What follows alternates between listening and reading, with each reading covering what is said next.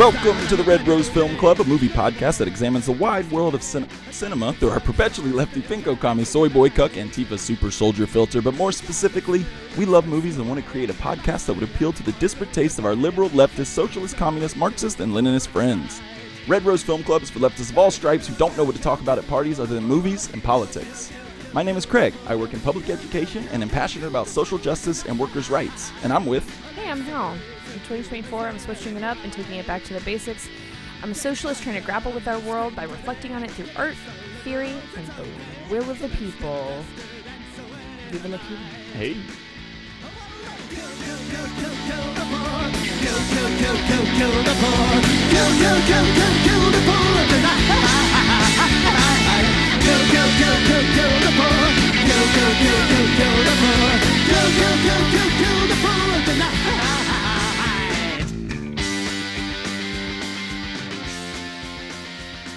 So, Craig. Yeah. What other pop culture are you getting into these days? Well, I've been at home a lot lately, and one thing that I've been proud of myself is I've read like 4 or 5 books in June. Wow, I know. That's amazing. Several of them were short, but hey, that's okay. Listen. And more novels, which I wanted to read more novels. But the one I want to single out is a novel called Tinder is the Flesh by Augustina Bazterrica. Have you read this before? I have not read it, but I have heard of it because it often circulates when I... there's a book that I really enjoyed. Yeah. This has popped up for me several times. Do you know what it's about? Cannibalism, Yeah, right? It is gross. It is gross and it's fucked up. It's a dystopian novel where the world has been struck with a virus that makes all animal meat poisonous to humans. So it basically picks up like 20 years later, and the government has okayed, and the really fun part, basically bureaucratized a process to provide people with special meat, which is just human beings that are born and bred in captivity. So it picks up the protagonist works at a factory farm, basically, where they're they're in the midst of their first I forgot what the term they use, but purebred generation, where before it was they would just eat people, and now they're at the point where the meat that was born and bred in captivity has fully aged and could start being sold off and shit. It's gross. It is really gross, but it's very sounds gnarly. It is gnarly. It's and it's very, and no one ever calls them humans. It's always the special meat or the stuff like that, and it's all very sterilized. The talking about it is very matter of fact, and it's really fucking gross. And it's great. It's got it's just really good. And also, this was completely by accident, but the author is Argentine, which will go along with our movie today. So it takes place in Argentina and was written in Spanish but translated to English. But it's awesome. I loved it. I devoured it in a day and a half. Devoured. Yeah. I wonder, have you ever read The Sexual Politics of Meat? No. It is a feminist critical theory text from the early 90s that makes an argument comparing gender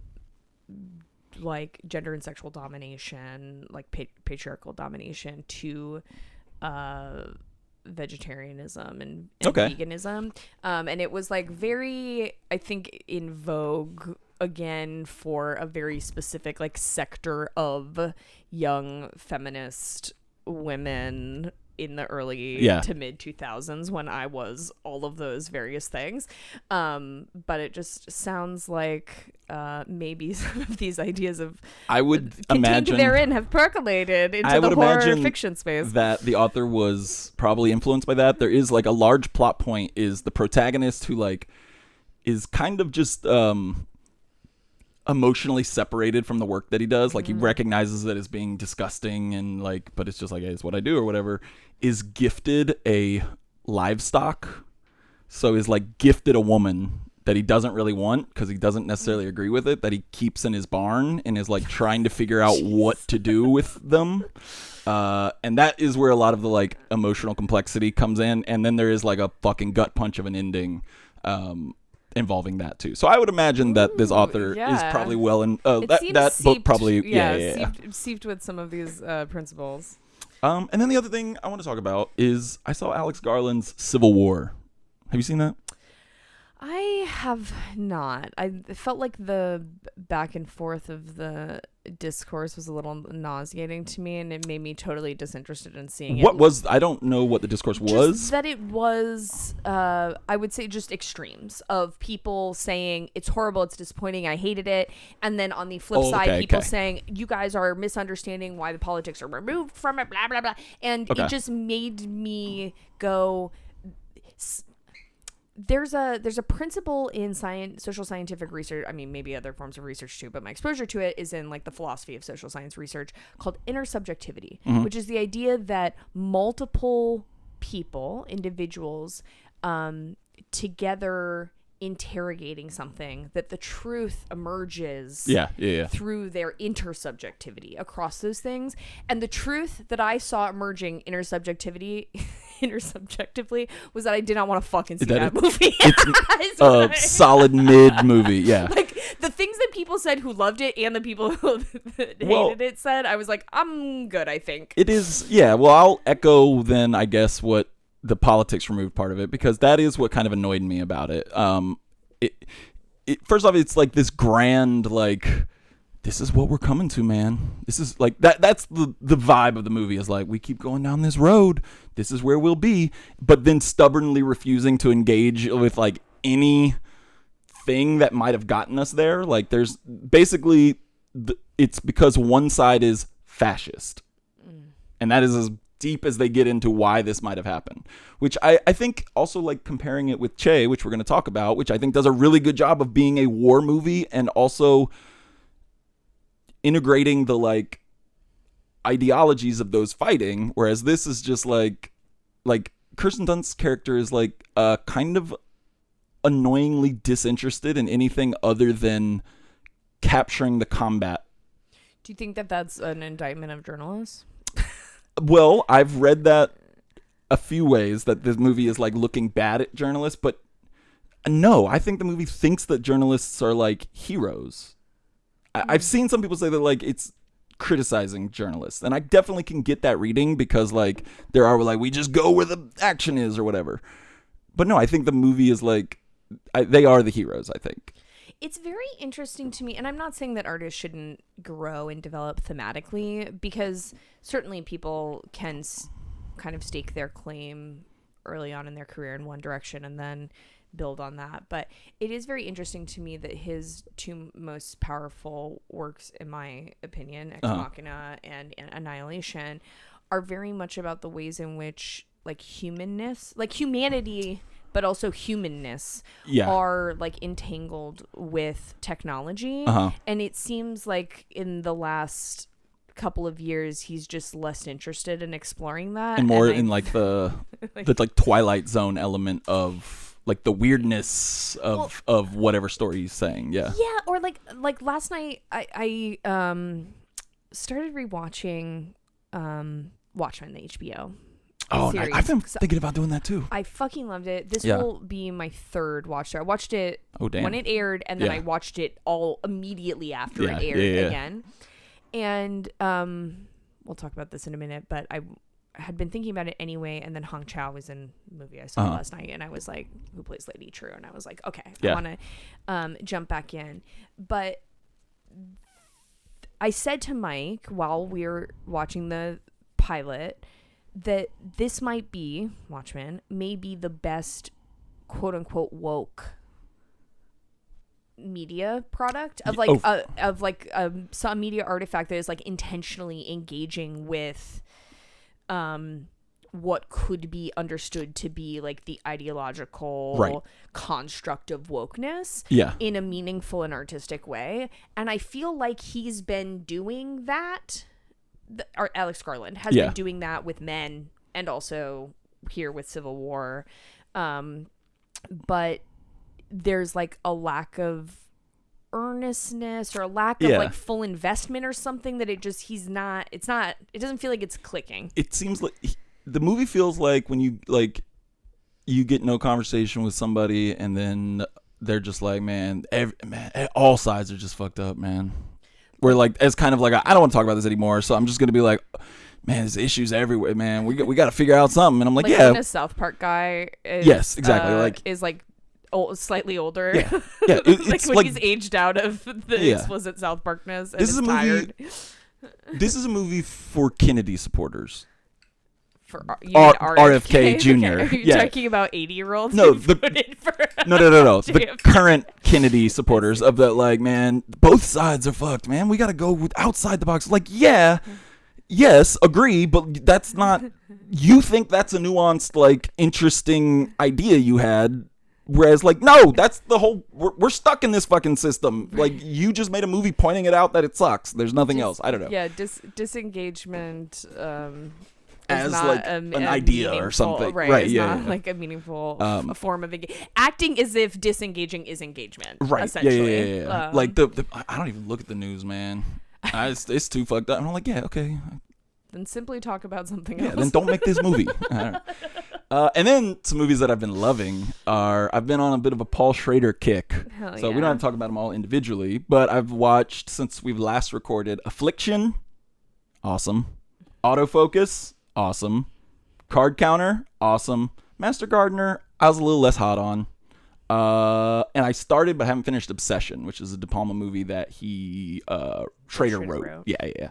Have you seen all those ones that I mentioned? I have seen Autofocus and The Card Counter. Okay. I've not seen Affliction, Master Gardener, or Obsession. Yeah, Master Gardener is like, first off, I love Paul Schrader, and I think the reason I like him is all of his movies are about like masculinity basically, and more of like the thing that I find interesting is like boomers or boomer type men who have to reckon with like the version of masculinity they were promised in the like after World War II or whatever, or not even masculinity. They are reckoning with the world that was promised to them after World War II, right? When we're like, well, white men.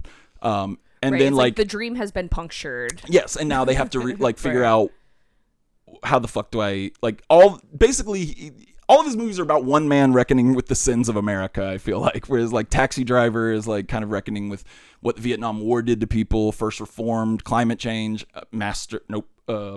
Card Counter, like that was fucked up. That movie, had you seen it before? No, and I didn't know what it was about. Mike and I saw it in theaters, and I would say it was more in like emotionally impactful than 99% of movies that I see in terms of like disturbing me, right? Like at the core, piercing down into the core, and like plucking a string of deep discontentment and fear. That is brutal. Yeah, if anyone hadn't seen it, Oscar Isaacs plays a card counter, like a guy that just doesn't seem to have a life other than like going to casinos and counting cards. He's just like min-maxing his earnings. But you could tell he's got some sort of fucked up past, and we learn that he is a fictional person for the movie, but representing the real people who were prison guards at Abu Ghraib, the like 3 or 4 that appeared in those photographs and were punished for it, but those were the only ones. So he's this guy that appeared in photographs at Abu Ghraib and has to live with what he did, but also know that he was acting on behalf of his country, who everyone else went completely unpunished, basically. Yeah, I think Schrader is definitely, I think this kind of gets to the core of some that you were saying about like kind of these grand ideas of masculinity. He is very good at capturing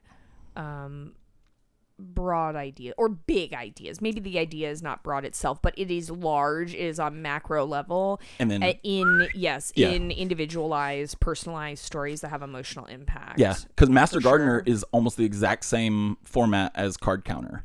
Okay. It kind of seemed that way. Yeah, because it's like it's a guy who roses and guns. He has like Joel Edgerton. Yep, it's Joel Edgerton. He has like a fucked up past, and he's thrown himself into gardening. He's the master gardener at this like estate, like Biltmore Estates or something like that. And do you want to know what his past is?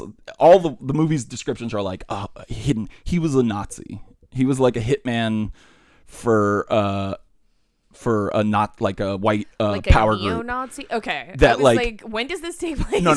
He was involved in like a Aryan Nation type gang and was their hitman and went to prison but got a very light sentence because he flipped on all of them. And has since just like gotten out, is now trying to repent and thrown himself into gardening as his like escape, but it comes back and then the garden hires.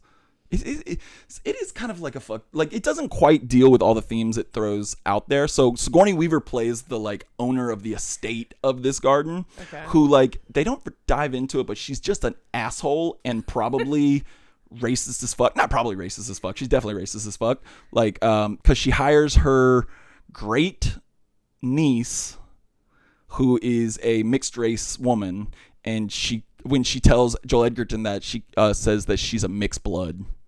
But basically, like, you started talking about people's blood. But there is an interesting dynamic because the niece is the only living relative of Sigourney Weaver and this garden, this estate that's been in the family for years. So Sigourney Weaver knows if it's going to stay in the family, it's going to have to go to her one day.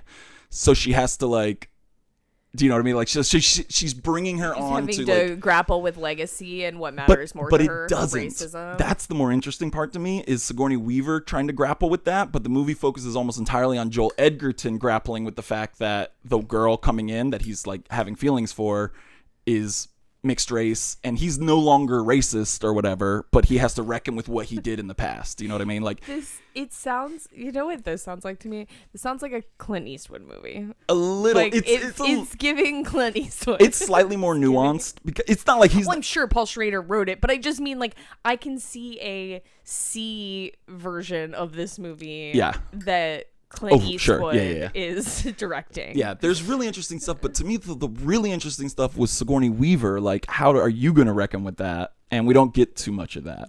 But yeah, it's good. And like, there is really interesting stuff. Like, so his body is covered in like Nazi tattoos. I was going to say, when you said the Nazi, I was like, that's not totally surprising to me because what I remember from the trailer was him gardening and then like buttoning up, you know, like trying to hide what was tattooed on him. And how he reveals it is really interesting to me too, because he basically like, so like, he's always buttoned up, and then when they start to kind of get close, there's like one scene where she pulls his shirt up a little bit, and he's like, no, pulls it back down because he knows like, well, we can't have sex because you're gonna see my tattoos, and then they like could have sex like Mormons. True, with the sheet through a sheet. Yeah.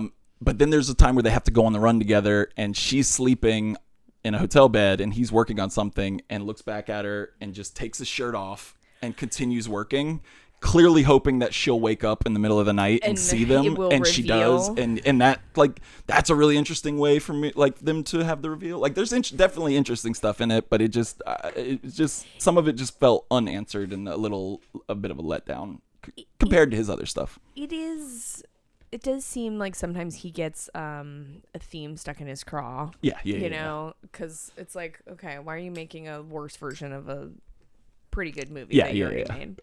But what about you? What have you been watching? Oh, I will say a lot of those movies that I watched starred the great Willem Dafoe. You been watching anything lately? Yes, segue. Great, amazing segue. Definitely not rehearsed at all. Last night I saw Yorgos Lanthimos' newest feature, Kinds of Kindness. Yeah, my wife is freaked out by the poster. She should not see it. I think that for most of his filmography, probably. Yeah. Yes, but I'm telling you very this one? explicitly. Okay, the great. third portion has really explicit sexual violence in it. Okay. Like, I would highly not recommend it. Good. For anyone who is not able wanting to have that be part of art that you consume. It is a tripartite. Or I guess that's how I meant to say triptych, but tripartite's not wrong either, I guess. But a triptych of shorts, or an anthology film, where three shorter guys are smushed together. It is not a short guy, I will say. It is quite long. I don't know exactly how long it is, but it felt like it was 3 hours long. Okay, because we saw it at 7. Our showing started at 7:15, and we were out at 10:30. God damn. So it is pretty close. If it wasn't 3 hours, it was very close to it. I think that works against the movie. 2 hours, 44 minutes. Yeah, it doesn't need to be that long. I would say like 5 to 10 minutes could be shaved off of each section. Yeah. Tighten it up a little bit. I will avoid diving into spoilers since it literally came out within the last 3 days. But I will say the first part is about a man who dictates all of the behaviors, consumption, work of people that commit to him as devotees. Okay. And Willem Dafoe plays that guy. Okay. And it's about what happens when someone says no. Yeah. And then the second part, which was my personal favorite, and I saw, before I saw the movie, I saw, I forget their last name, starts with, I should have looked it up before this, but the writer-director of I Saw the TV Glow and We're All Going to the World's Fair, Jane, I forget their last name, it starts with an S. Schoenbrunn? Yeah. They said on Twitter is something to the effect of, is the second part of Kinds of Kindness low-key a Possession remake? And I was like, whoa, weird. And then I saw the movie and I was like, yes, I agree with that assessment. It is about a woman who goes missing, and when she comes back, her husband accuses her of being a different person. Oh, and that's cool. Madness ensues. Yeah, hell yeah. And then in that part, Jesse Plemons is the husband and Emma Stone is the wife. Oh, nice. And I should have said it in the first part, if Willem Dafoe is kind of the leader who dictates things, Jesse Plemons plays the as the same character that he's going to be in part 2. No, they are all, it's the same. So none of them are related? The same, correct. It's all the same actors and actresses. Or actors. Okay. Just in 3 different, playing different characters. Gotcha. Okay. And then, Hong Chow is in them. Margaret Qualley, Joe Alwyn, Mamadou Athie, and Hunter Schafer's in one of them. But all of those other people I listed are all in all 3. It's just whether or not they're like main or minor characters, and they all play different roles. They're not linked to each other at all. Like, they're not playing the same characters within each part. And then the third part is Emma Stone and Jesse Plemons are in a cult that is led by Hong Chow and Willem Dafoe. Okay. And they are on the hunt for a woman who can resurrect people from the dead. Okay. That sounds... Also, madness ensues. Yeah. I liked the movie quite a bit on the whole. Like I mentioned, I think it's a little long. It could be shaved down, especially when you're going in knowing that it's 3 and 1 is kind of dragging a little. I'm like, okay, what are we doing here? And it is, like his other work, not for everyone. It is aggressive, violent.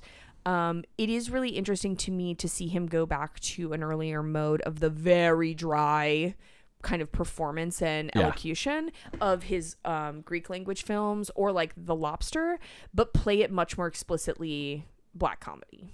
Like they are pretty funny. I found them to be quite funny across them, but being contrasted against bursts of violence and suffering and existential absurdity.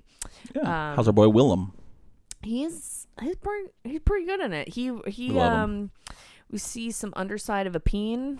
His? Yes, at one point. I mean, it's just like in a moment. He's kind of like big, rolling right? across a bed. I mean, it is large in other things for sure. Wait, what is he being completely nude in?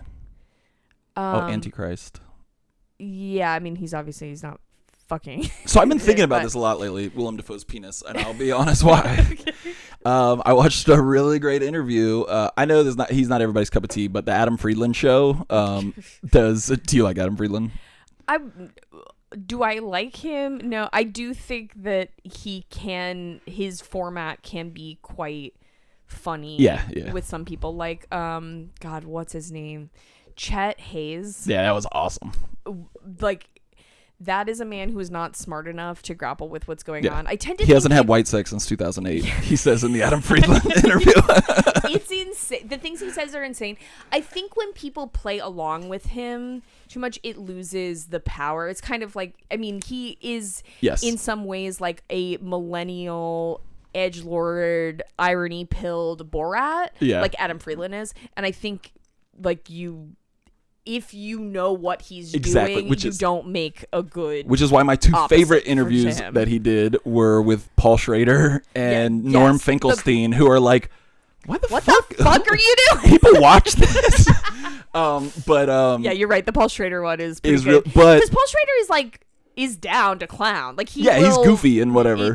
Be earnest and respond. Then as Adam Friedland's madness continues, But Adam Friedland, just as a non sequitur, brings up the size of Willem Dafoe's penis, and Paul Schrader gets very serious, and he's like, yeah, Willem is well hung. And he goes into a story that basically they had to shoot around Willem Dafoe's large penis in autofocus because his character was supposed to be kind of like compensating a little bit, and Greg Kinnear was supposed to be the like gunslinger or whatever. So he talks about how they had to like, there's no nudity in not male nudity in autofocus, but there is a lot of like implied nudity where they're standing next to each other and like barely blocking out their midsection, and I just love that they had to really block those frames to make sure that Willem Dafoe's penis has said the same thing. Also, where he felt like it was like comically large, and so shouldn't like had to stand in on Antichrist.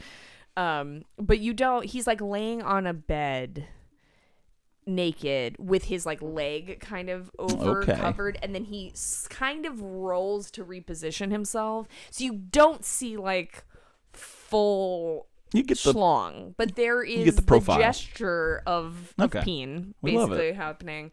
But he wears essentially a banana hammock for much of that, like as the character. Yes. Oh, okay. All right. Well, also weird like a long sleeve shirt, which is like that's really funny. I like that. Yeah. A really funny silhouette for shirt no pants. Yes. Basically he's Winnie the Poohing it. This is going to be a diatribe, but shirt no pants is a private joke that my wife and I have had for years, because in college one time we were all hanging out with some friends, and one of our friends got really inebriated, and we were a little concerned because he was not feeling well, and he's like, I'm gonna go to bed, because we were hanging out at his house, and he went in his bed and fully clothed, and later on me and another friend went to check on him, and he was sitting upright in his bed with his shirt on but no pants at all. It is a very just shivering very goofy a very goofy like we felt bad, but like what do you do when you walk in to check on somebody and they're awake sitting upright wearing a shirt and no bottoms? It was very funny. So it's like that, but with added a banana hammock. So he has some great looks. There's also a moment in the very first section where he, like I said, is kind of this leader who is dictating the lives of the people who seem to follow him.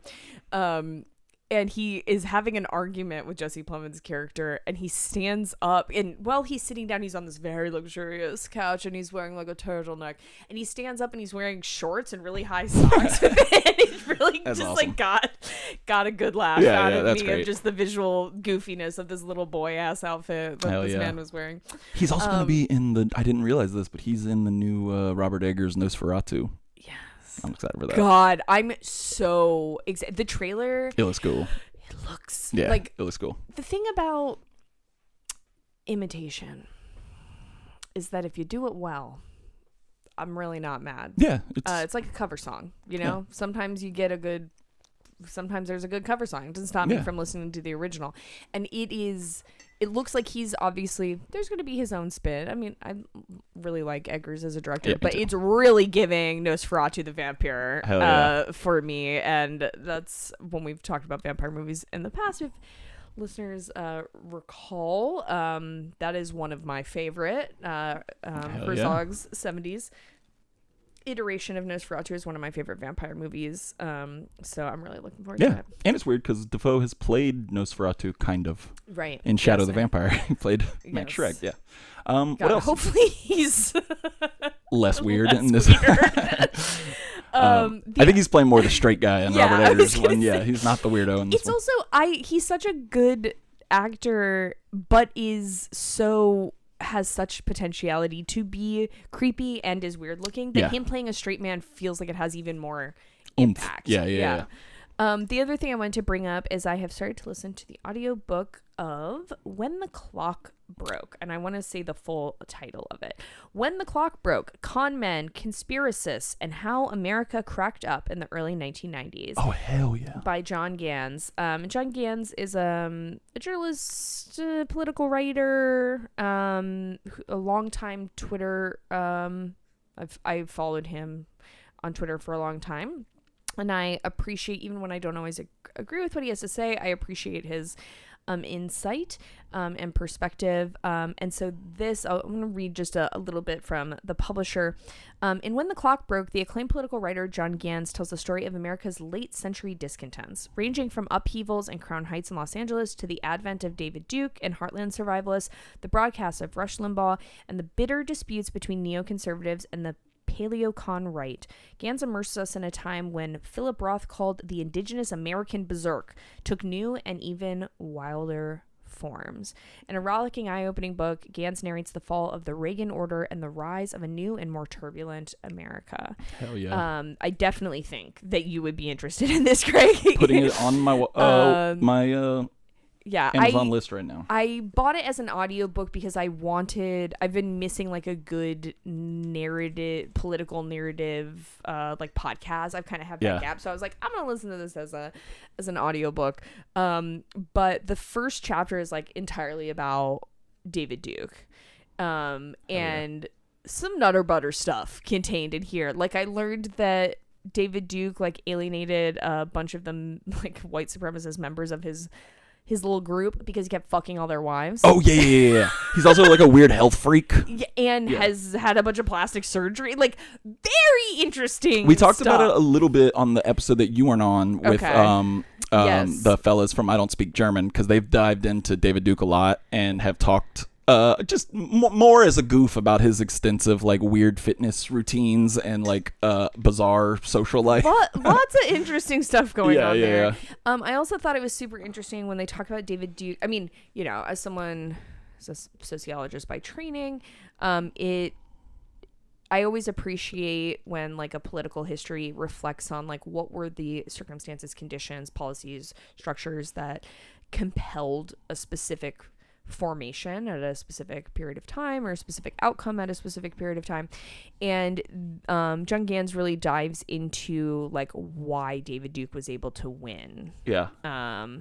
And really nails home like a lot of times that I bring this up because we're in the midst of election season and people love to talk about economic anxieties guiding white voters, and also people love to talk about in a reactive way to that principle or that idea of it's not that it's all racism, and really it's that they're the same. Right. It's that economic anxieties and racial resentment are indivisibly connected to each other, and that bears out in his story as well. You know, it's a tale as old as time in America, but They call that what's that fucking idiot's name that wrote that book about that's now a senator? The JD Vance. Yeah, they call that the JD Vance effect. Right. I'm worried about the economy. I don't like black people and I'm scared of them. Definitely an elegy for something. Certainly, right? But yeah, so I'm not that far into, I'm like in the middle of chapter 2, but I wanted to raise it because I think there are probably many people that listen to our pod that would be interested in it, including you, Craig. And it's like brand spanking new. Like it came out this month. Oh, it's nice. Has not been out for very long, just a couple of weeks. Came out in June 2024 if you're listening to this sometime in the future. So check it out. how about some current events? Yeah. You want me to go first? Yeah, you can go. I realize I think you usually go first, but I think on our little outline I have me listed. But I just want to talk about. I think it works as you're going to talk about something pop stupid. cultural. Yeah. Well, it's not stupid, No. but it's pop cultural. So No, I like that. And before I go hard in the paint about Snap. Yeah. So yeah. But I want to know if you saw Kendrick Lamar's Pop Out concert. I have seen videos. I did not watch the full stream. I loved it. I mean, it's just. First off, I already love Kendrick Lamar, and I like when things pop culture wise kind of coalesce with what's going on in the world, and you have and it just felt when there's a singular moment where people are like, God damn, that was cool or whatever. It just felt like even the night of that was cool. For if those unfamiliar, Kendrick Lamar did a concert that he called the Pop Out in LA, where it was just a bunch of guest stars, and then Kendrick did a 1.5 hour set. Where it culminated with him playing Not Like Us, the definitive end of the Kendrick Drake beef, 6 times in a fucking row. And on the final 2 times brought out a bunch of celebrities and a bunch of Crips and Bloods to all sing along on stage about how Drake is a pedophile. And it was just as a fan of rap beefs, it was fun because it was God damn, I don't think there's ever been more of a solid yeah, this guy won the rap beef. But it was just also just a display of Kendrick's ability to his talent and his ability to kind of unite people under music and things like that. It was just I don't know, it was really fun. I really liked watching it. It was cool. Well, and I do think there is even though they're wrong about the implications of it, and the wide sweeping, the way they elevate it, I do think there is something true to the capitalist adage that competition breeds better outcomes because it pushes people and challenges them. Now, there are ways of conceiving that outside of a capitalist framework. I'm just using that as a framing device. But I think this is that's why I to the extent one could say like rap beefs or whatever, is because it's good for people to push each other to be inventive. And the drive is not monetary for the most part. I mean, yes, yeah, obviously they are going to make money, but I think that's an interesting point because a lot of the point in a rap beef is not these are not songs that are going to be on albums, except for maybe Not Like Us because now he's shooting a music video for it, so maybe it will. He's got to slap it on there somewhere. But it is for the main drive is for the love of the game to be the best one or whatever, which creates more interesting stuff. My wife can't stand me because I can't stop just mustard on that beat, ho, every time I hear anything. Sorry, this is not really. I'm just. I should have said this under the previous section, but since we're talking about rap music, I'm just gonna ask if you listen to Megan Thee Stallion's album that dropped yesterday. No, I have not. I think Jess did. No, she didn't because she wasn't at work yesterday. We hung out all day yesterday, so she didn't listen to it. I would have known. It is worth listening to. Yeah? There's some weeb shit on it that is not. It's simply not my thing. That is just. Props to all of you out there who are no hate, just not for me. Yeah. I love Japanese cinema. I'll say that, but I am not an anime person. Yeah. So songs that are dropping a lot of anime references are lost on me. But the stuff that's not doing that, the other tracks on it are good and not really poppy, so a little different than what she's been doing, but are very I would say early 2000s southern beats, which is very much my shit. Yeah, that's cool. And there's some stuff on it where the sampling is not quite Just Blaze Chipmunk Soul, which is my favorite production style of all time, but is kind of close to that. There's a fun track with UGK on Hell it. Yeah. Where Bun B has a great line. Yeah. Wait, is it old shit from UGK? I'm not sure how they made it. I'll say that. Because one of them's dead. Correct. For a while. He's got a verse, so I don't know if it's AI. Yeah. I don't know how they made it, but Bun B is on the track. Hell yeah. And damn, he has he owns a Red Lobster or some shit in Times Square. It's not a Red Lobster, but it's a really corny restaurant. And I've seen yo, Bun B telling you to come to TGI Fridays or something like that. Is not cool, but respect Bun B. I would. I would too. It's just not cool to have like a rapper being like, 2-for-1 appetizer specials. He is. It's a fun. Hell yeah, track, I'm gonna check that out. It feels like much more in line with like that era. Yeah. She has some tracks on it where she's really giving like Trina to me in terms of like her flow and like punchiness, and she is I don't think there's as many like kind of fun lyrical lines on it. Like there's not necessarily, I would say, a lot of like moments where I was like, oh fuck, like, oh, you got that, you got him. But it is worth it, and especially for both of us and people who may be listening who are in their 30s who grew up when like Southern hip hop was really dominant in the early 2000s. I think she's really delivering that. You might know Southern hip hop is where Drake goes to get a check cashed. That was a line in the Kendrick song. You go to Atlanta when you need your books balanced. I love that shit. That was really good. That was a pretty good Kendrick Lamar. Oh, thank you. Thank you. In terms of cadence, you know? That's what makes him so fun though. Like, yeah. That's why so much of his shit is... I love people with fun voices. Yeah, that's why so much of this song is stuck in my head because of the way he says shit. Like, man down, call it amber lamps. Like, I can't stop saying that too. It's just like there's so many like weird things that he, like the way he says shit is just so interesting that I get stuck in my head. I know that, like, you know, Not Like Us is like the lyrical victory. Yeah. But for me, like the Metro Boomin song that was basically like the opening salvo. Like that? Yeah. Yes. You don't like that song I have listened to. Yeah. It's probably will be in my top 10 for this year because I've listened to it so many times because the production on it is great. Yeah. It bounces, and that's always going to be my preference for a song. Like you know, that's just who I am as a person, is I want a good beat. But you know what that doesn't have? What? That song. There's no mustard on that beat. Can't stop. What about you? What's going on that's got you either celebrating or in despair? Yeah, thank you for remembering the line. I did struggle for a second. And I forgot to say it. Sorry.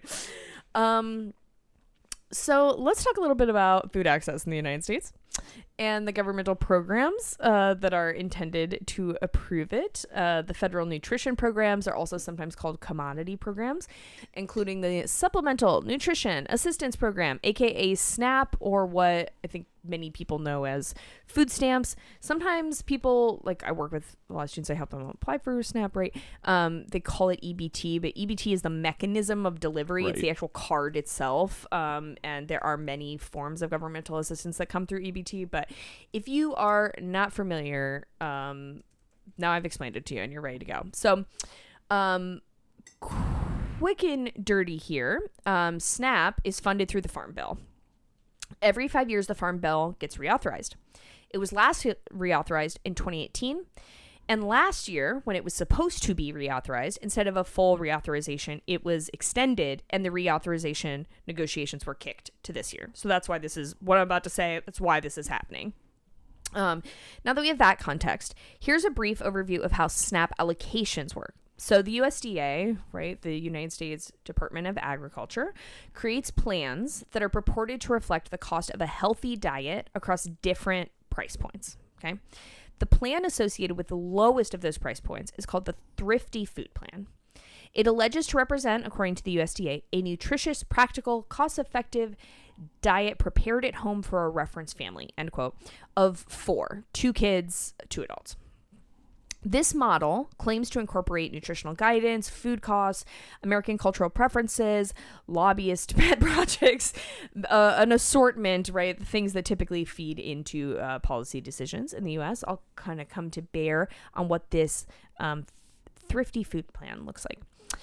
The Thrifty Food Plan was introduced in 1975 originally, and it's been updated 4 times since then. Only 4 times. That's crazy. Most recently in 2021. However, in the 2018 Farm Bill, the last time a Farm Bill was passed, as of then, the Thrifty Food Plan is now supposed to be updated every 5 years. So advocates in the food access space were generally really happy about this because instead of waiting years, I mean, prior to 2021. I think the last update was like in the 80s. Like, it's crazy. Jesus. Like, forever. Takes so long. That's crazy.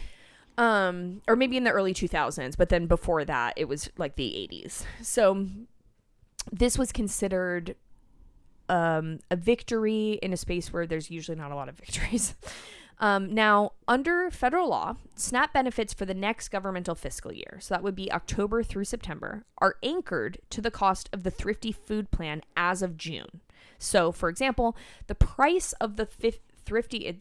this is like a hard series of phrases to say. Thrifty Food Plan. It is a tongue twister.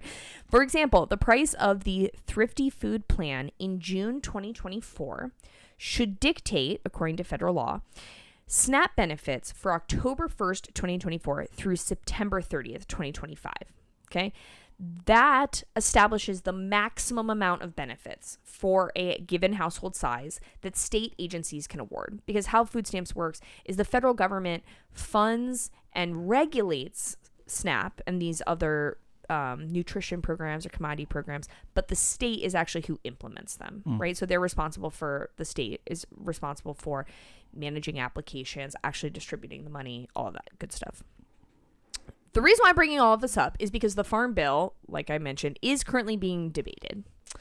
So the surely that there's nobody that would say that this is a bad thing, right? Right. Well, I mean, poor people need to eat, so right. All people need to eat, as it turns out. Well, right? yeah. So surely this is going to be a. There's nothing wrong, right? We don't expect. Yeah, barriers, tell me about how this is going to be a success. Yeah. So the farm or the House version of the Farm Bill, which is sponsored by the House Agricultural Committee Chair, G.T. Thompson, who is a Republican from Pennsylvania, cuts increases to the Thrifty Food Plan over time by freezing the list of products that families can buy with their benefits and the values allowed to purchase them. So basically, in 2018, when we said, the Thrifty Food Plan will be updated every 5 years, Thompson says, fuck that shit. No. And it undercuts the reevaluation of the plan and tries to fix it in place. So kind of go back to that older model. There was a competing bill put forth by Senate Agricultural Committee Chairwoman Debbie Stabenow, who is a Democrat from Michigan. But the House, shocking, elected to adopt the version that the GOP drafted. I looked it up while you were talking as well. That the Senate Chair, G.T. Thompson from Pennsylvania. He's in the House, excuse me. His Pennsylvania has 12% poverty rate. Just to add that in there. Right. So serving the people, yep. Democratic will, etc. So I want to raise this because, one, as I've noted for nearly all of the 38 episodes, now I guess I changed my intro during this year, but for many episodes, I've noted that I run a food pantry and that I think a lot about how agricultural policy is nearly invisible to most people, but it shapes all of our lives. And two, because millions of people, like literally 40 million plus people, will be affected by this, and we should make it more visible and demystify its complexities. And three, because I think talking about SNAP and the Farm Bill reauthorization is a really prime example of how those complexities prevent full democratic, by which I mean little d, not referring to the party here, engagement. Each kind of additional layer, rule, regulation, complexity is a juncture at which impact on working people can be obfuscated, at which debate can be drowned in hyper-specialized knowledge and policy context, and at which politicians representing bourgeois interests can insert hidden provisions and throw up additional barriers that have both immediate and enduring consequences. Right? If he locks this in the place of if Thompson's version passes and then is signed by Biden, this will have consequences for a minimum 5 years. Minimum until reauthorization. Okay. Also, it's we've talked about this concept before on the pod, but it's incredibly difficult to organize and message around ideas that are this bureaucratic, right? Yeah. Like, I'm sure if you're still listening to this, like, your eyes are fucking glazing over when I'm talking about, like, the policy history, right? Mobilizing and organizing around ideas that are this removed from, like, the day-to-day operations of people's lives is really tough. And people are really smart, but these bills are intentionally deadening. Like, they're intentionally overly complex, overly bureaucratic, have to be dissected by lawyers to understand the implications of them. And we're already facing a situation where I'll say this. There's a lot of fucking shit that was really fucked up, obviously, about lockdown and governmental response to the pandemic, which continues. I'm not saying it's over. But a really good thing was that in 2021 in the Appropriations Act, they massively increased the minimum benefit under an emergency declaration for SNAP. They massively infused money into ensuring that families had access to adequate food support.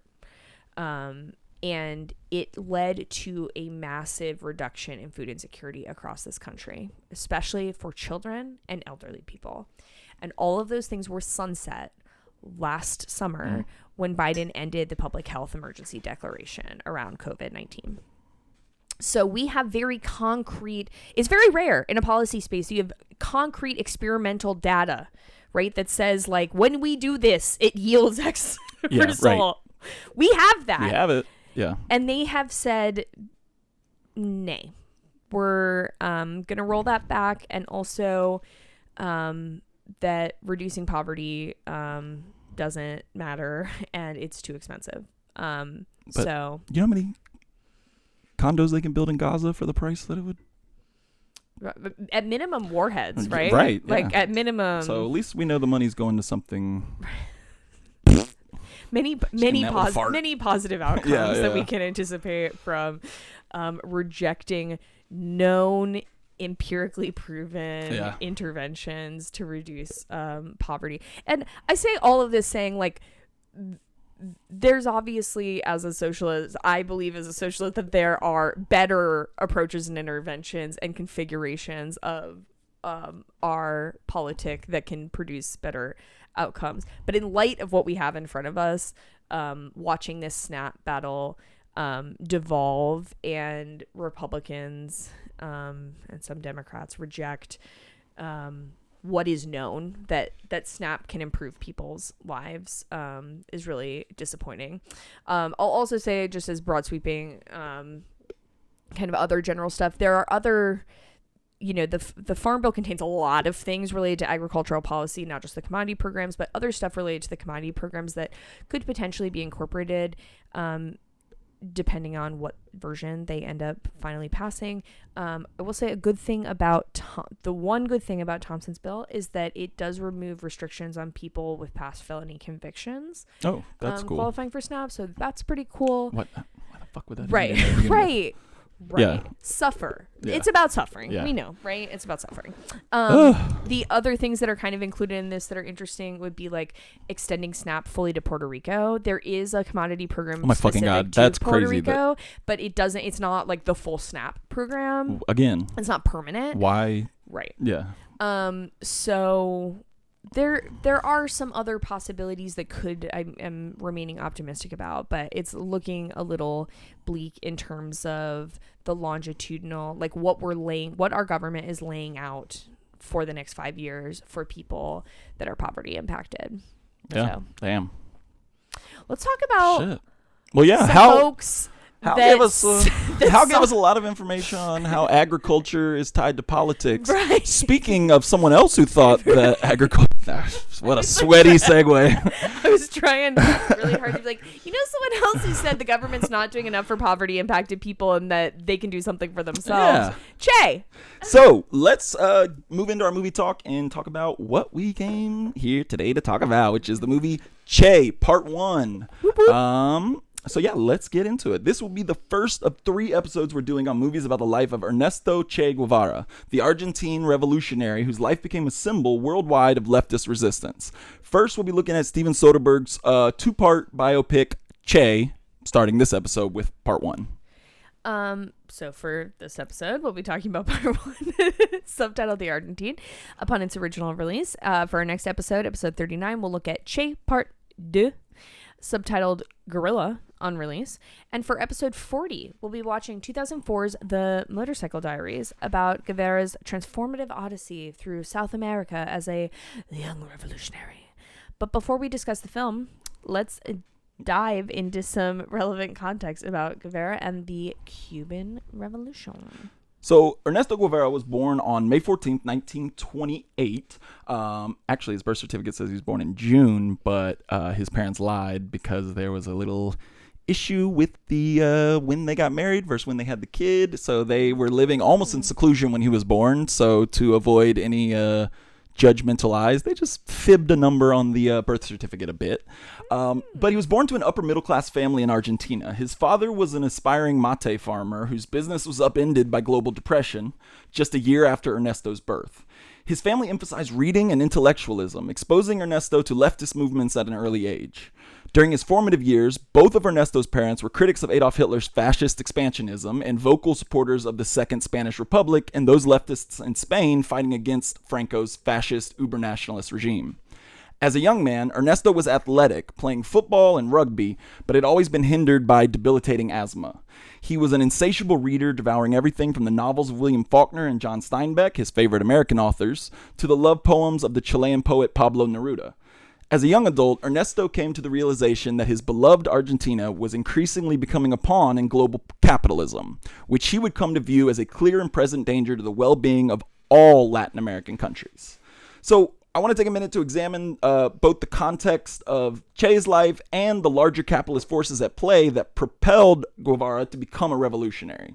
And first, I'll say that watching this movie sent me into a fantastic rabbit hole of learning and reading more about Che Guevara. So I've been reading a lot, and I just want to go ahead and shout out some great sources on Guevara and the Cuban Revolution, all of which were used for research, even when not quoted directly. And those are A Revolutionary Life, which is like kind of the quintessential biography of Che by John Lee Anderson. I've been listening to Blowback Season 2, which is specifically about the Cuban Revolution. The Motorcycle Diaries and Guerrilla Warfare, both written by Che. And finally, I'm going to quote from it a little bit later, but film critic Amy Taubin wrote an essay called Why Che, which was included in the Criterion release. So, in 1947, Ernesto was in college studying medicine. By this point, Guevara he was already a bit of an iconoclast, and charming, if not a bit transgressive. He was kind of just an edgelord. He swore a lot in conversation to get a reaction, and he said things to shock his interlocutors. And though Guevara was handsome and endearing, he cultivated a kind of disheveled appearance, frequently wearing the same dirty clothes for days on end and not bathing for weeks and then bragging about it. And while Ernesto was in school, the world was reeling from the open wounds of World War II, and the United States had their eyes on a new enemy, the threat of communism. In 1947, U.S. President Harry S. Truman adopted a new foreign policy that would have implications beyond anyone's imagination. I think in line with probably the U.S.'s hopes, but beyond our imagination, right? The Truman Doctrine outlined the United States' intention to combat communism wherever it should present itself. In the wake of World War II, the world was starkly divided between the capitalist countries of the Western world and the communist countries of the East. The signing of the Truman Doctrine was the initiation of a new kind of colonialism, globalized capitalism. The Truman Doctrine allowed America to police any sovereign nation that may have ties to the communist menace, real or imagined. And if those sovereign nations happen to be rich sources of copper, coffee, bananas, oil, etc., then Uncle Sam might as well make an extra buck or two while protecting the world from communist sympathizers. And while the Truman Doctrine allowed the U.S. to meddle in the affairs of sovereign countries and plunder their resources the world over, it was Latin American countries that suffered the most. Simultaneously, Ernesto's home country of Argentina was undergoing a political change with the ascension of President Juan Perón and his extremely popular wife Eva Perón. Perón was a centrist who walked the tightrope of appealing to both the left and the right, appealing to Argentina's sense of national pride while also playing ball with the United States and other capitalist endeavors within Argentina. The result was Peronism, a socialistic-ish theory of Argentina, which emphasized economic and political independence. And while it leaned center-left with robust social programs, Peronism also saved a substantial amount of room to accommodate the capitalist interests looking to exploit Argentina and other South American countries. And while the world was drawing a line between capitalism and communism, Ernesto Guevara was devouring political theory and philosophy, from Sartre and Camus to Nietzsche and Marx, the latter of which perplexed and fascinated Ernesto upon his first read. Primed by leftist writers, thinkers, and philosophers, in 1951, Ernesto went on a motorcycle trip that would change his worldview permanently. Leaving from Buenos Aires, Ernesto began a 9-month motorcycle journey through Argentina and other South American countries, eventually ending in the United States. As he toured the countries of South America, he witnessed firsthand the ravaging effects of global capitalism and how the United States was bleeding Latin America of its resources and labor.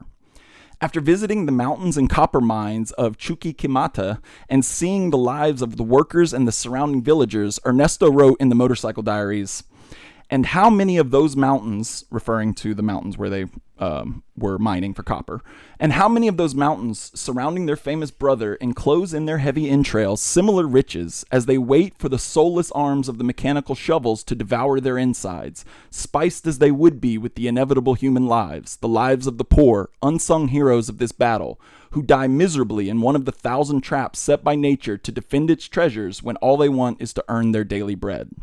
Ernesto had been awakened to his life's mission: do everything he could to protect the people of Latin America from the encroaching doom wrought by global capitalism. Guevara's first major fight against capitalism would be in Guatemala, where democratically elected President Jacobo. I think it's Jacobo. That makes sense. Jacobo Arbenz was eventually ousted by a U.S.-backed coup and replaced by far-right nationalist Carlos Castillo Armas, who would be sympathetic to the U.S.'s economic interests in Guatemala, specifically in the banana industry. Which is where we get the phrase Banana Republic. Yeah.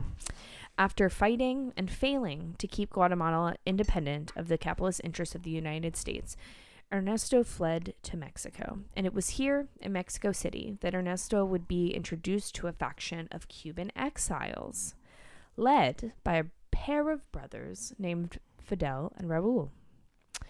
While Ernesto was in school in Argentina, Cubans were in the middle of their own fight with global capitalism. After ousting Spain's colonial rule in 1898, Cuba was run by military despots more interested in serving foreign capitalists than the Cuban proletariat. Batista was Cuban's strongman dictator, completely differential to the capitalist interests of the United States. Under Batista, Cuba fell to the rule of gangsterismo.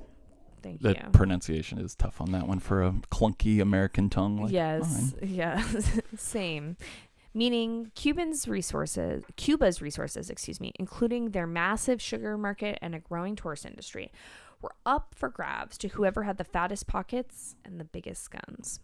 For the peasantry of Cuba, life expectancy fell as literacy and poverty rates grew.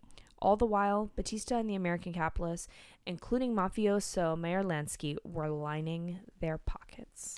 But there were a faction of Cubans who did not want their country to become another puppet state for the U.S.'s corporate interests.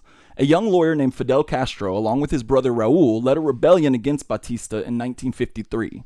On July 26, 1953, the brothers assembled a group of revolutionaries and launched an attack on the Mercado barracks in Santiago. Though the revolt was quashed and the brothers Castro were arrested and imprisoned, the fuse of revolution in Cuba had been lit. When Fidel and Raul Castro were released from prison, they fled to Mexico City, where they continued planning a revolution that would give Cuba back to the Cuban people. It was here in 1955 that Fidel and Raul met a scruffy, odd young revolutionary named Ernesto Guevara. Together, they came up with an audacious plan. They would sneak a small group of rebels into Cuba and, while living off the land and in the unforgiving jungles, would launch a campaign of guerrilla warfare against Batista's regime. These guerrilla fighters would be led by the Argentine Revolutionary Ernesto Guevara, whose penchant for punctuating his sentences with the Spanish equivalent of "eh" earned him a new nickname among his Cuban comrades, Che. So today we're going to discuss Che, Part 1, originally released in 2008. It tells the story of Che's Guerrera. Che's Guerrera. I like that.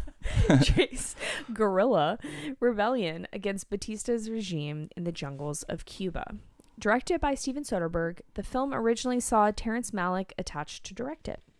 Malick's version was to focus on Guevara's final months fighting in the doomed Bolivian Revolution before his execution by the Bolivian army. When the funding fell through, Steven Soderbergh, originally a producer on Malick's project, picked up the reins as director.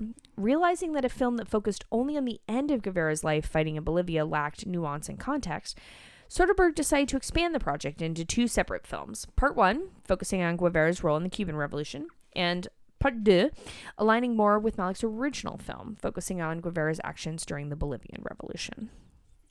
So yeah, let's get into it. Let's get into it. Okay, so do you want to start with our initial reactions? Sure. I loved it. Me too. I really liked it. I felt like it was a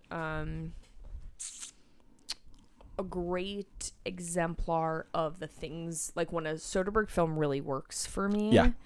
I feel like this movie had all those elements. And is still inventive and weird and strange. Like, it's for Soderbergh, like I feel like he's got 2 styles of movies, at least formalistically, is like weird, kind of trying new stuff, inventive, and then kind of more down the line traditional. And I think this blends a little bit of both. Like, there is the traditional filmmaking like structure and then some like weird stuff too. Like, let's talk about the structure, because it is linear-ish in the main story, in that like the main chunk of the movie is basically from 1955 to 1959. We're watching like the steps in the revolution, mostly concentrated in like 1957 through 59, which is the revolution in the jungles. But the parts that I really liked and thought were really cool were the movie is cut up with flash forwards to a trip in 1964 where Che spoke to the UN General Assembly as a representative for Cuba, basically like addressing a lot of the American like concerns and fear mongering about himself and Castro and Cuba in general. And I thought that was a really cool way to do it. And like it coincides with a lot of the action that's going on in the movie. I don't know, how'd you like those flash forwards? I keep wanting to say flashbacks, but yeah, I loved it. I think that one of the formalistic elements that I really like about the movie is that there are aspects that begin to feel like they embody a like a documentarian style. And well, you're gonna love part 2. Yeah. Because it is shot more to be like that. Okay. Yeah. And I think that these parts, even though they're done, I think on film, and you know, they're in black and white, which is not true of other segments. It, I think, amplifies that kind of news. The newsreel, yeah, the newsreel quality.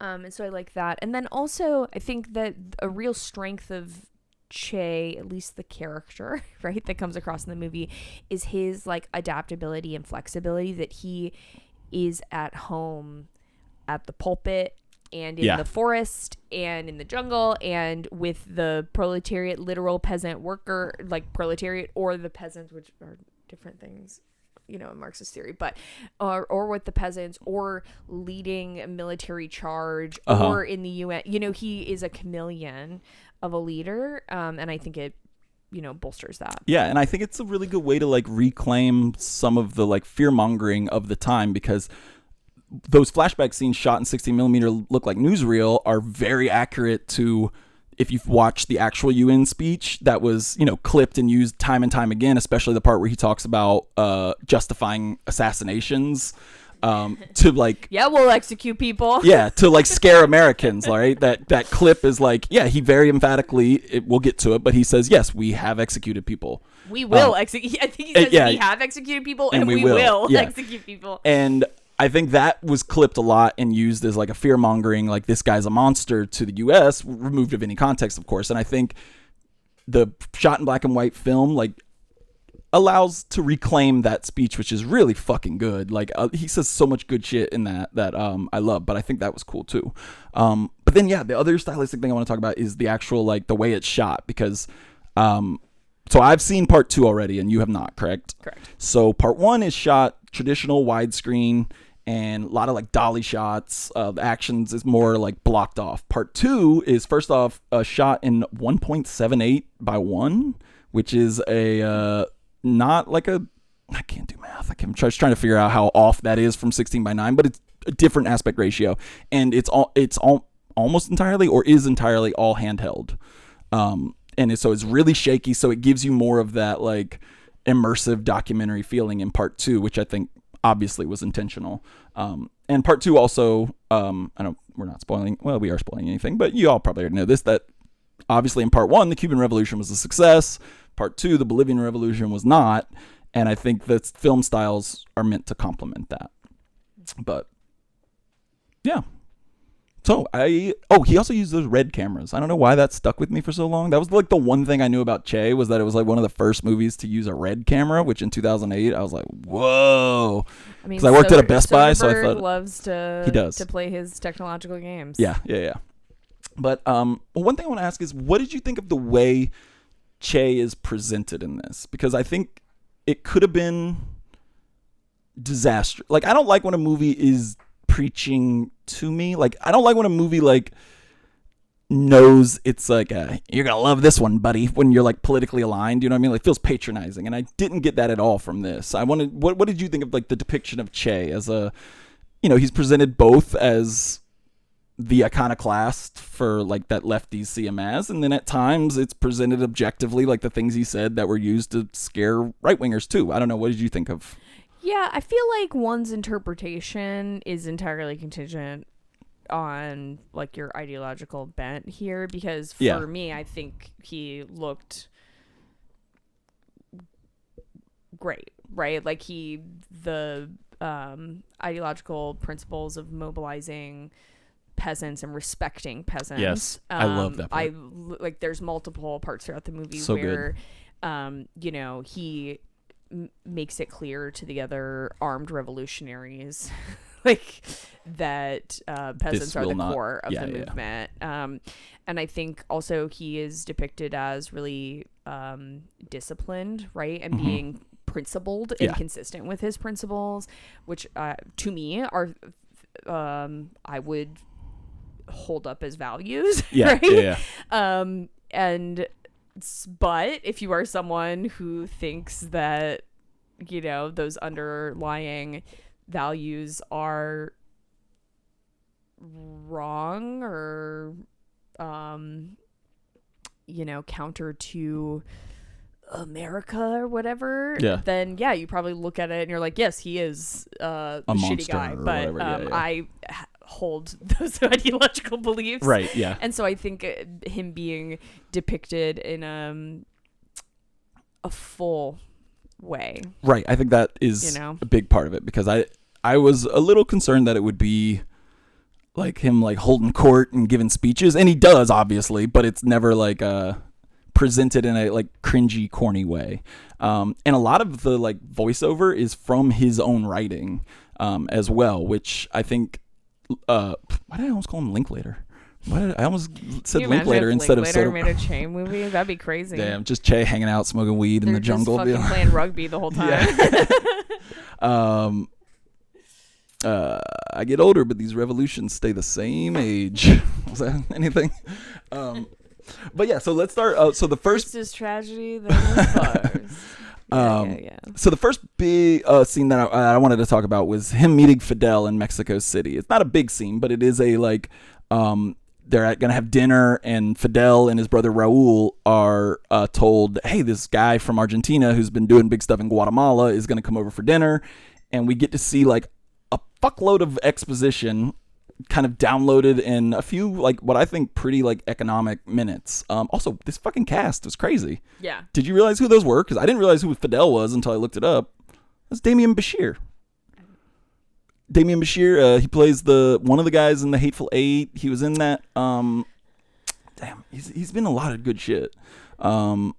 He's in that movie that's not that good, but he's great in it, about undocumented Mexican immigrant who has a business of where he just does lawns and his truck gets stolen and he has to go find it with his son.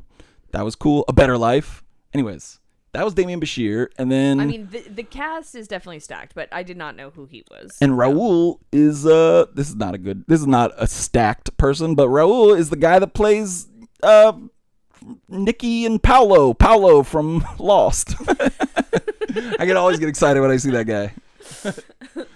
And then Oscar Isaac. I was like, what the fuck? I know. When he showed up, I was like, what? Yeah. Mike was like, oh, yeah, you didn't know that he was... I had no idea. Like, I had no idea. He's not in it long. He's the interpreter at the UN, so he's just like... Well, he pops up throughout just to, like, interpret. He's just not in a ton of the movie as a whole.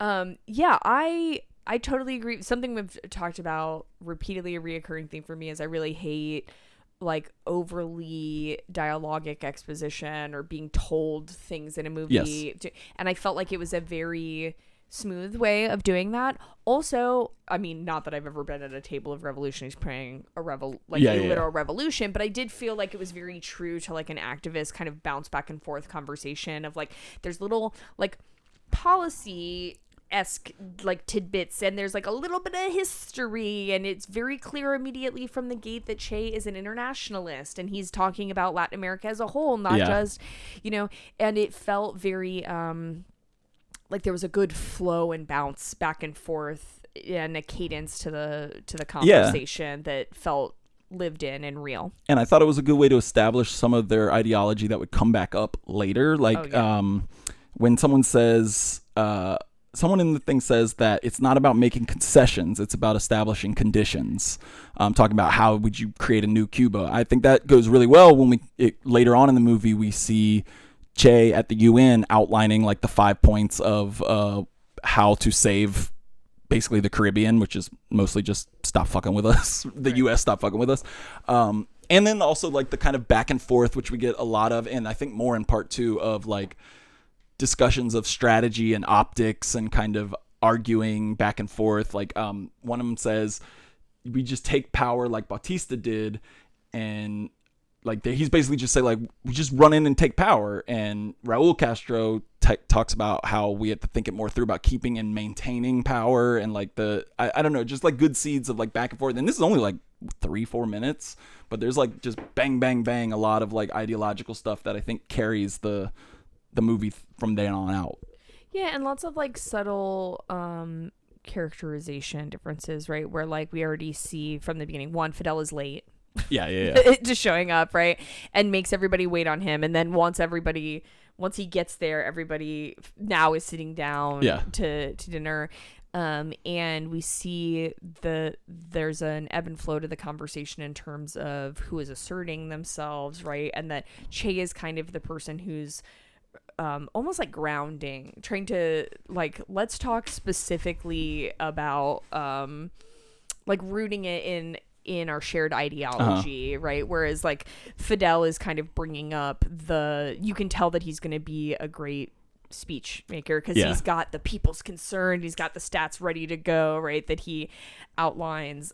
So I think there's a lot of work happening narratively and in terms of characterization in a really short period of time, and a really like cool subtle way of showing how Che was kind of on the outside looking in as far as like Cuba goes. Like just little bits, like he didn't know there was a word, bohío, which is like a Cuban word for a hut or a shack, which he didn't know, even though speaking Spanish. Like I just like those little moments too. And it is there after the dinner table afterwards where they're going to outline the plan, which is get a small boat. It was called the Grandma, and they're going to get about 80 revolutionaries from Mexico to sail into the southeast corner of Cuba to a place called Sierra Maestra, and essentially start taking Batista's outposts as they move further west in towards Havana. So yeah, that's kind of where the action starts. We have some cool war scenes in this movie, like some fun shot. Like I don't know, I just enjoyed them. They're not, well, the one at the end is pretty flashy, but they're staged really well. They're really competent and coherent, I guess. And the first one would be when they first show up, the fight for Sierra Maestra. I almost said Madre. But, and I know there's something that you want to talk about, because what we immediately see is how they begin building relationships with the peasantry of Cuba. Yeah, and I mean, something that I mentioned earlier that I wanted to make sure to clarify, especially for folks that maybe don't have as much background in like Marxist theory specifically, is that there is disagreement between different revolutionary thinkers about like the centrality of the peasant class specifically, and understanding that the peasants are not proletariat. Like the proletariat are workers who are producing items, right? Are producing, involved in some form of production or manufacturing. Whereas like peasantry are landless people who farm, right? And so this is a distinct class, and there are like I mentioned, different perspectives on the extent to which like the peasants are, whether or not they're mobilized, the extent to which they're central to the mobilization. And Che and the Castros fall on the side of understanding that you have to integrate the peasant class in order to have the numbers. Yeah. Right, to take over. So that is a reoccurring kind of theme that we see revisited. We see it out of the gate. We see Che defending peasant people against like revolutionary violence. And it sounds like it continues to be relevant later. Yeah, I was going to say part 2 will be really interesting, because I think another part that, talking about like the disparate groups and disagreement, I think another part that was important in the Cuban Revolution was, for the Cuban Revolution, these like leftist factions that didn't agree on everything were united. Like they eventually, yes. And it was there was work involved. There was work involved, alliance building. And but I think all parties saw the idea of the peasant class as being important. There was kind of alliance building, and then I think what we'll see in the second one is kind of what doomed the Bolivian Revolution from the beginning. Is that alliance wasn't there. They were unable to get the peasant class on their side like they did in Cuba.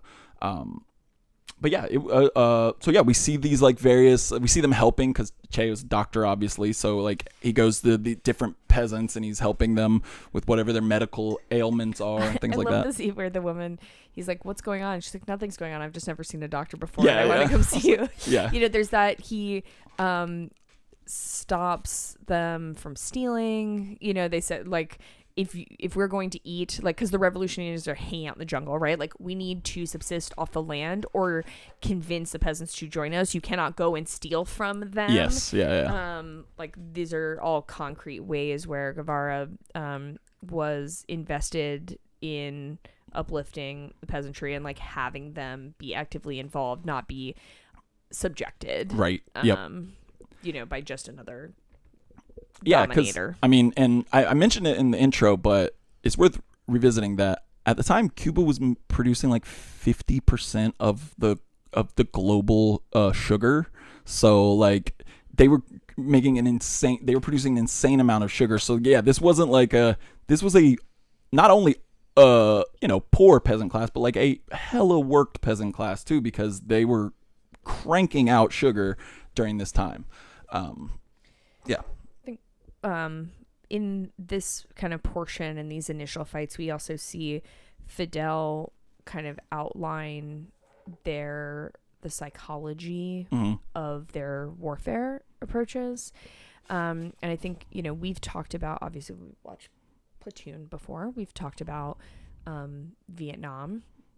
And I think there are similarities in terms of Northern Vietnamese strategy and the Cuban Revolutionary strategy. So we see Fidel talk about, do not relent. He sends out a group of revolutionaries and he says, do not stop attacking them. Now you can't make yourself known. You're not greeting them on a battlefield and having a classic, American Revolution. You fire their guns, they fire their guns, and we declare who wins. But like, haunt them, basically. Haunt their asses. Yeah, find the outposts, attack, retreat, scare the fuck out of retreat. them. Yeah. And, Fidel explicitly talks about that is how they can win with their numbers. Right, with hardly anybody. And then with the peasants on their side, once they've claimed a territory, then it doesn't require much maintenance. When the people are on your side, they're going to, and that was kind of essentially what they did, is marching through. And you can steal guns from the base, because that's a reoccurring theme that we see as well, is that them being like, you can't join us in the actual physical fight unless you have a gun. But once they claim more land, claim more territory from Batista's government, then they have additional guns to distribute. Damn, there was something I was going to bring up there for a second, and I lost it. Peasants. Well, I'm just saying the words that might help me remember what it was that I was going to say. Well, let's talk about his UN speech. It's like chopped and screwed throughout the whole movie, but I do want to just kind of outline some of like the big moments from the speeches and some of the things that he's addressing. First and foremost would be the what we talked about earlier, the indictment against him and Castro of their executions. And I thought the movie did great at that, because it basically outlined, like, I don't remember what the quote was, but one of them says, like, we are trying to be a new, like, we're trying to be a government with rules and stuff. These are our rules. Like, you were subversion against the revolution, acts against the revolution, have punishment or whatever. But I think it's also, the movie and Che himself does a really good job of pointing out that, like, you guys do this too. Like, you just do it through a system that you deem humane, whereas we are the insurgents, and it becomes barbaric, which I think is what he's. And again, I'm anti-killing people in general. I'll say. So brave. Thank you. I know, it took a lot. It took a lot. Out, right? It took a lot. Right here at the very end of Pride Month, coming out as anti-killing people. But like, war is wars, and like, I don't know. I don't know. What do you think about this? I want you. You're more eloquent about this than I feel like I am. I feel like I have to. I mean, I don't think that it is possible to remake society without sans some form violent of violence. outcomes. Yeah. Right. And I also think that it's, as you mentioned, it's about like which system or regime of justice is legitimated. Yeah. And I do think there is some, for me, what maybe some people would call utilitarian assessment of like what is the overall cost to one model versus another. Uh-huh. And Batista was not going to step aside. And right. So are we to say that the peasants' lives and the proletariat's lives mean less than others? Which is like where I am, also at the where like I end up. It is important to remember at this, like, what Cuba was like at that time, violence wise, that they're accusing Che and Fidel of being barbaric, is that gangsterismo. Like, Cuba was up for sale. Like, Meyer Lansky, all these had huge mafia influence, worked with Batista in a lot of it. Like, they weren't opposed to violence in Cuba. It was because of it was the type of violence. Something my one of my parents has long said to me, and they didn't mean it in this context. Hell yeah. But parents, they are always trying. I think it's relevant. Is law is about whose ox is getting gored. I love that. Somebody's ox is getting fucking gored, That's awesome. Again, I think the parent they're talking about would be like, are you using this in defense of Cuba? But I see the applicability. At the end of the day, it's about whose ox is getting gored. And if it's the people's, then like the equation should be flipped. Yeah. And I'm in service of the least number of people's oxes being gored. Yes. And that the people who are working the land, performing labor, keeping society moving and running, should not be the people getting the goring. Yeah. I do want to read just from Che's speech, what he says in the movie and from his speech in response to the execution claims. He says, "We need to say here something that is a known truth. And this is a truth we have always presented to the world. Executions? Yes, we have executed. We execute and will continue to execute when it is necessary. Our fight is a fight to the death. These are the conditions in which we live because of the imposition of American imperialism.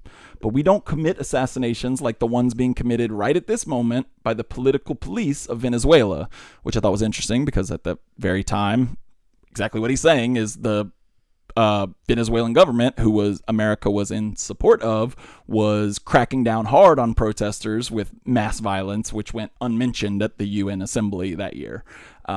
And yeah, I think that generally goes to the idea of that, like, we're having the exact wrong conversation when we're asking, is the oppressed showing their frustration the wrong way? And I think that's kind of what we're seeing now with like Israel and Palestine and those kind of discussions. But like, I don't know, the question is wrong when you're saying, hey, you oppressed person, you're reacting to this oppression in a way we don't like.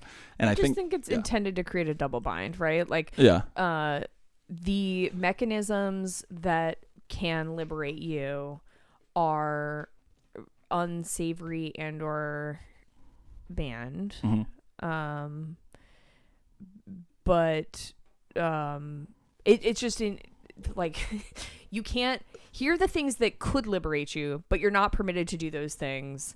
And any other action that you take is not liable to liberate you. So it just locks you into a box of your only option is to accept subjugation. Yeah. And I rebuke that. Indeed. So the kind of villain of the UN sequences is Adlai Stevenson, who was the first UN General Council, or not General Council. He was the first chief U.S. delegate of the UN. Who basically levels a bunch of these accusations about executions, talks about the Cuban embargo being a defensive measure, defends surveillance flights over Cuba. And that is a lot of what Che is responding to, and essentially what he lists his 5 points to secure peace in the Caribbean, which are, real quickly, a halt to the economic blockade, halt to all subversive activities, air and sea attacks, mercenary invasions, infiltration of spies and saboteurs, a halt to all pirate attacks carried out by the U.S., which the U.S. claims they were not doing, a halt to all airspace and territorial water violations, and a withdrawal from the Guantanamo naval base, which went great. They're currently now a park for Cubans to enjoy. Closer to 100 years later than that is crazy. That is so wild. Yeah. Like, woo! But yeah, I love these, and there was like little moments that I really liked, specifically the moments when other Latin American countries who were in solidarity with Che would speak, and there was just little moments like when the guy called him Che when everyone else was calling him Ernesto or Guevara, because at the time Che, that wasn't what he was known as, because he didn't really pick that nickname up until he got with the Cubans, and it didn't really pick up until he became like an icon after his death. But yeah, I loved all the UN scenes. I thought were really powerful. Yeah, I think there's an interesting balance that Che navigates here, where it says, acknowledge that this is a space that we have to pay heed to, or like pay deference to the fact that it is a possible venue for getting people on our side, right? Like there's like a pragmatic level of respect of like the UN may be able to help us, and therefore we have to pay attention to it. Right. While also being like, fuck you, fuck your legitimation. Yeah. We don't care. Like, yeah, like it's a delicate revolutionary balance, and he's present in the room and also sticking his middle finger up, at the same time. Really cool. We did talk about this next part briefly, but I just want to hit it again. The discussions about tactics and like theory and stuff I found really interesting, and specifically there's one line that I love that Che says, which someone says, basically they're talking about agrarian reform, like basically, okay, we've liberated the people, now what, like how do we do this? And basically Che is saying like we know the principles of agrarian reform, we give it to the people, all this. And one of his compatriots says we shouldn't be doing things so openly, meaning like we shouldn't be doing communism where everyone can see. And Che's response is, So you're one of those who think we can make a revolution behind the backs of the Americans. No, man, a real revolution cannot be hidden. And I think we can put a little bit of a pin in that, because I think I really want to come back and talk more about that when we do part 2, because I think we'll see more like disagreements and kind of where he stood next to people who wanted the same thing but different tactics. Yeah, I mean, it's something that I've brought up before, like when we watched Beats Per Minute or BPM a while ago, that I really appreciate when tactical debates happen on screen, because I think that is one of the biggest injustices that our history textbooks, teachers, etc. deliver to us in the United States is whitewashing over, and I mean that in a racialized sense, but also in the generic meaning of the phrase whitewash. Whitewash over the fact that like revolutionary outcomes, social movement outcomes, activist outcomes are the consequence of debate and tension and people doing battle over what should happen. It's not just like, oh, very classic, Rosa Parks tired didn't want to get up on the bus because her feet hurt from working, and it's like no, there were long-standing debates over multiple organizations over years as to like what is the best way to achieve this outcome and who is the best person to do it, right? As I think a lot more people obviously know now that Claudette Colson had done it before, but was a very young single mom. The optics of her being a single mom. They decided, the Southern Civil Rights Movement decided that the optics of that was not ideal. I think that it dissuades people, even on some subtle level, from engaging in activism, social movement activity, and like revolutionary and liberatory organizing, because it is work that has conflict embedded within it. And I really like when that's shown on screen. I think it's a really important part of history that needs to be revealed and uncovered.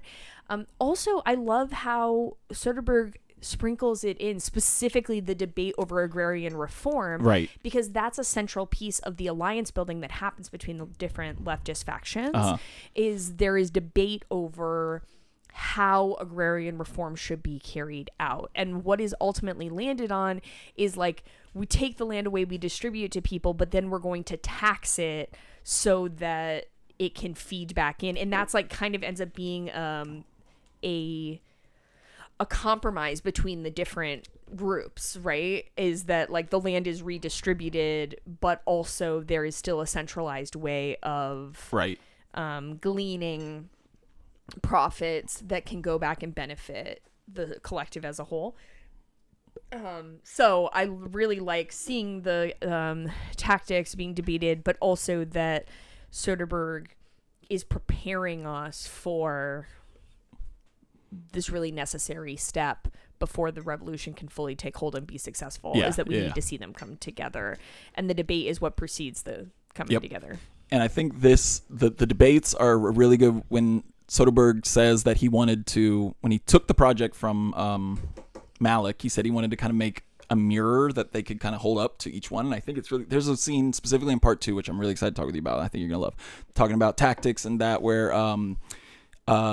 Che meets with Mario Monge, who was the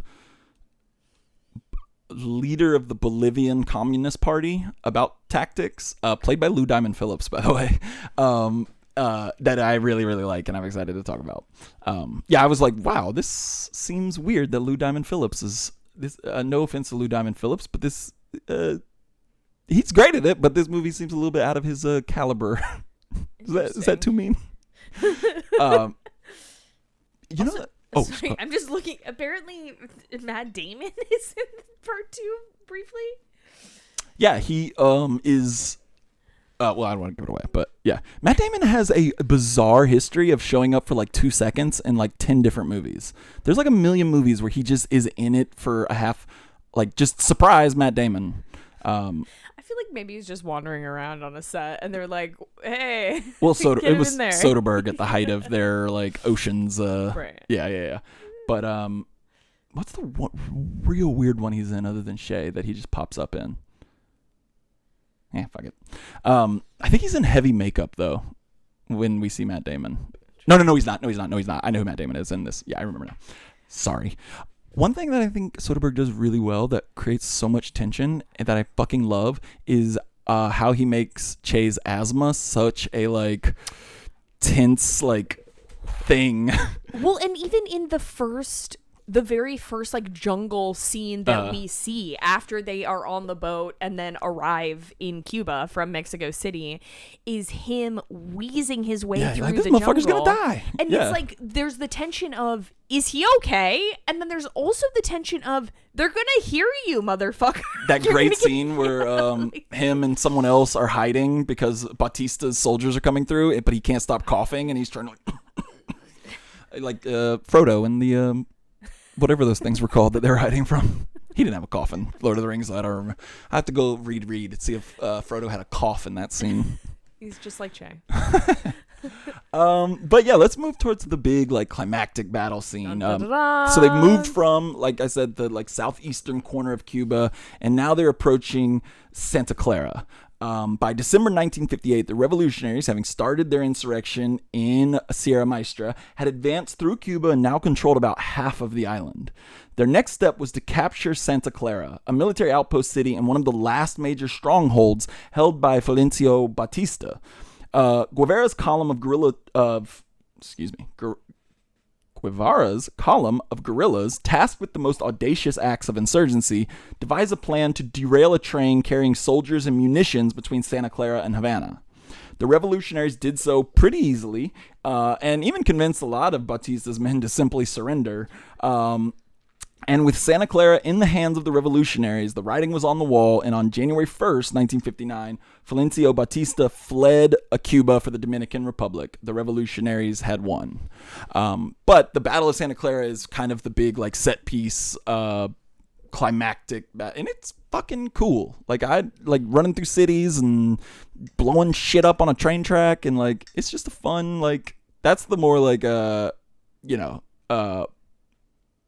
Ocean's 11 Soderbergh popping in for a moment to make a spectacle and like have some fun. Yeah, and it really speaks to his strength as a filmmaker because there's a lot of different stagings within that battle, right? Like there's at the train. We see inside the barracks where someone goes and intervenes and like convinces them to put down their gun. There's like the people roaming around in the streets and all the alleys. The like, sniper on the roof. Right, there's a sniper in the church. There's the people bashing through the walls. Amazing, great tactic. Oh, that's so awesome. Love it. Yeah. Fucking great. They had to get from one end to the other, but were completely pinned down, so they just get a fucking hammer and just fucking hammer an entire city block just going through walls to get where they can go without being shot at. That was awesome. There's all of these different kind of micro stories happening simultaneously, and that Soderbergh can keep you situated. It's not confusing. Like you understand how all the different cogs are moving the machine towards that end victory at the same time, and it's really cool. My two favorite parts of that are the whole smashing through to get to the church to be able to stop the snipers, and then the guy who goes in to the barracks and is like, hey, you guys, you should put down your guns. Come on. Like, come on. Yeah, you see what's happening, right? We're pretty cool. Fuck this guy. You hate this guy, right? Yeah. But yeah, so we're kind of near the end. But what I do want to talk about is because I had a journey with this. As I mentioned, I'm not working right now, so I had a lot of reading and watching to do. But, I was just reflecting on like what I knew about Che Guevara growing up in high school as a young man. Like, obviously, since my politics have matured some, I knew him to be a bit more of an aspirational figure than I had originally thought. But I just specifically remember being taught that he is a monster, and a lot of the like quick hitters of like why he was bad. And I just want to kind of go down those and address them a little bit. We already talked about the thing about executions, which I think was widely used to be like, they butchered their own people. Whereas no, there was, principles involved or whatnot. But the really weird ones that I've seen a lot of from like right wingers that are attacked is that he's homophobic and he's racist. And I think when you examine those two a little bit, I think it proves more to the end that he's just a curious guy. So I'll dive into it really quick. So he has written homophobic and racist shit. First, we do see in the movie he uses the F slur at one point when talking to his soldiers. And this is from what I've read in his autobiography and things like that. I mentioned in the intro, he was like an edgelord kind of a guy. Like when he was talking, he was trying to shock people. He used really filthy language as a young man, and I think that partly was bleeding over. Now, the thing that they like to point out is in that Motorcycle Diaries, he refers to a homosexual friend as a pervert at one point. Oh, no. I do want to say that is the extent of Che Guevara ever writing about homosexuality. I'm just... I am not Che Guevara, obviously, and Che Guevara is not in my almost exclusively gay men group chat, yeah. But we're all calling each other perverts. Right. It cracks me up. If he meant it as an insult, yeah, that's not cool, but at the same time, that is the extent that he's written about homosexuality. And he wrote a lot. He was a prolific writer. Yeah. I also think certainly same-sex and same-gender attraction and gender variance have existed throughout time and space. I think understanding how someone in a hyper-masculinist space and also in a homosocial space might use the word pervert or the word faggot. I don't love that. I'm not saying it's good. Right. But I feel like that is not a meaningful way of situating who he was politically and ideologically. Like you're talking about the 1950s, a man who lived in the jungle use the word faggot. I mean, he also didn't fucking strike me down. I'm so surprised. Well, in the next one I'm going to talk about, I think is more like critics and conservatives telling on themselves, which is that he fucking changed and grew when he learned more. Woo! Like, so retweet. He did write some racist stuff in Motorcycle Diaries. Not a whole lot, but I want to read what he wrote, and then I want to explain what happened after he wrote that. Early on, he said of Africans that he saw them as indolent and lazy, and that they spend their money on frivolities, whereas the European is forward-looking, organized, and intelligent. He wrote this early in his 20s. Then a magical thing happened. He met fucking black people in Latin American countries, and his views changed. He ended up fighting in Africa on behalf of revolutionaries, and he said at that UN General Assembly, he said, "One day, this assembly will acquire enough maturity to demand equal rights for blacks and Latin Americans living in this country as they awaken from the long sleep to which they've been subjected." So really, I do think that that's telling. No, again, I don't like that he would have written racist shit in his early 20s, but I think it's important to know that, like, he changed because he learned, he grew. Like, I think that's a part that's kind of left off. And also, again, he did not write extensively about either topics. They're clearly cherry picked, not great little quotes from Motorcycle Diaries. But yeah, I don't know. I just wanted to address those because those were always like things I heard about why he was bad. You know, he's bad for gay people, bad for, anyways. So. Yeah, I mean, I think that we live in, obviously, I mean, right now, we live in homophobic, racist, right? Yeah. Sexist, transphobic, etc. times, and certainly that was even more true in the mid 1950s. Yeah. But the principles of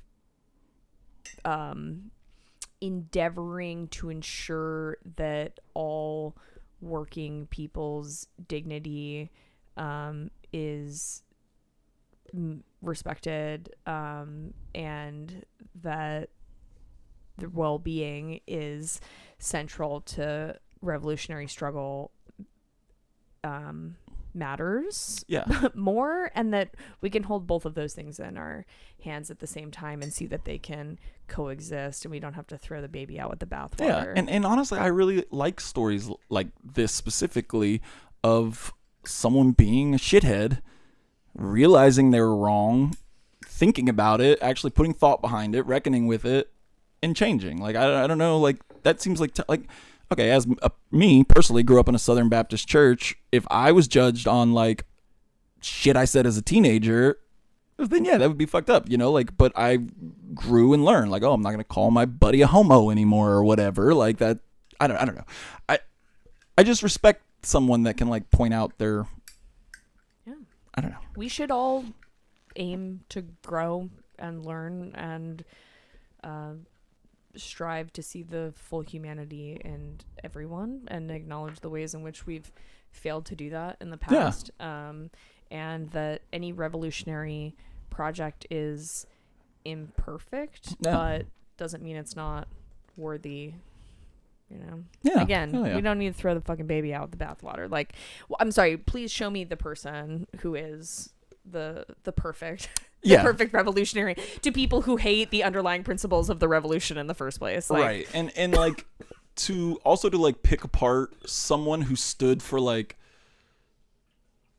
such a large swath of the global population for like tiny things that they said when I don't know. It's just. Anyways. Yeah, I'm just not interested in judging a revolutionary by the metrics of the enemies of the revolution. Yeah. Whereas I'm very interested. Fuck them. I'm very interested in the enemies of the people of. That's where I live. I love watching those weirdos. That's why you got it. That's why you got to read this book. Fuck! I found a new one recently. Oh God. They're spawning more. They're growing more every day. Yeah, there was a new one that was like, this is my type of right wing weirdo. God, who was it? But I was like, oh, I'm gonna look into this guy more. But yeah, that is Shay Part 1, The Argentine. Do we have anything we want to add? I think I'm just about done. Said it all. Hell yeah. We'll get you next time. Music kicks in. Bye bye. Mustard on Abby. Oh. Go, go, go, go, the board. Go, go, go, go, go, the board. Go, go, go, go, go.